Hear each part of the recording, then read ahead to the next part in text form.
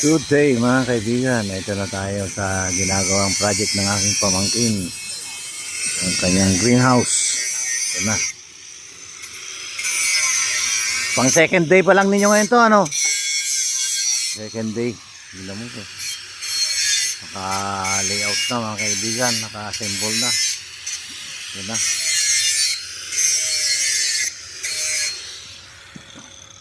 Lagyan na ng paikot na hollow blocks.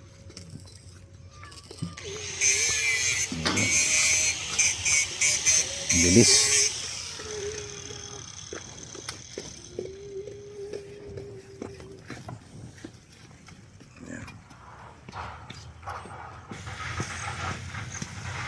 Ito yung 80 square meter mga kaibigan na greenhouse na tinatayo ng aking pamangkin. Kenneth. Layout na. 2 days pa lang nila mga kaibigan, pero ito nang nangyari nila. Bilis. Buti walang ulan ha. Hindi umulan mga kaibigan. Naka-ready sila ngayon. Okay po. Thank you very much po. Good day po.